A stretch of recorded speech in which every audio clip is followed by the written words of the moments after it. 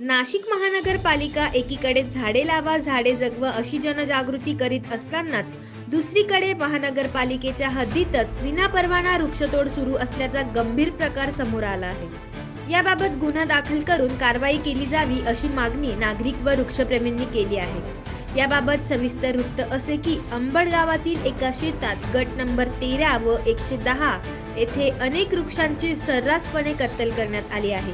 चिंच, जांभूळ, बाभूळ असे जवळपास 15 ते 20 लहान मोठे वृक्ष जेसीपीच्या सहाय्याने मुळापासून तोडण्यात आले आहेत। अनेक वर्षापासून आम्ही पर्यावरण संस्थेच्या माध्यमातून अनेक वेळेस अशी गैरतोड झालेली वृक्षतोडी आम्ही रोखण्याचा प्रयत्न अनेकदा केलेला आहे, परंतु तरीही काही प्रशासकीय अधिकाऱ्यांच्या संगमताने व काही यांच्या अधिकाऱ्यांचा हात काही कॉन्ट्रॅक्टदारांवरती असल्या कारणास्तव अशी ही मोठ्या प्रमाणात वृक्षतोड नेहमी होत असते। आणि ह्या वृक्षतोडी मागे जेवढे सामान्य नागरिक किंवा जेवढे काही कॉन्ट्रॅक्टर जबाबदार आहेत त्याप्रमाणेच उद्यान विभागाचे अधिकारी हे देखील जबाबदार आहेत। कारण मी आपणास सांगू इच्छितो सर्वांना की अनेक वर्षापासून अनेक दिवसांपासून मागेही मी आता जे अधिकृत ठेकेदार आहेत वृक्षतोडीबाबतचे त्यांनी मागे अशीच वृक्षतोड विनापरवानगी तोडली होती।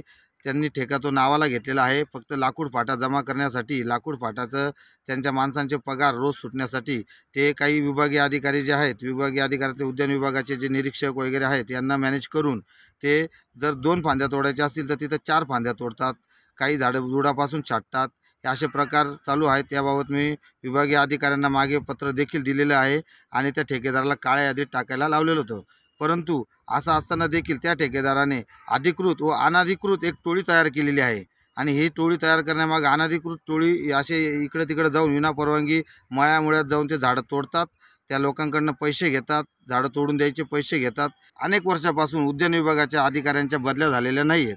त्या बदल्या का होत नाहीत याच्यावरती देखील प्रशासनाने गंभीर्याने लक्ष देण्यात यावा आणि अशी होणारी अवैधरित्या वृक्षतोडी ही थांबवण्यात यावी। याबाबत येथील नागरिकांनी व पर्यावरण संस्थांनी तक्रार केली असून ज्या व्यक्तीने हा प्रकार केला त्याच्यावर गुन्हा दाखल करून कायदेशीर कारवाईची मागणी नागरिकांनी केली आहे।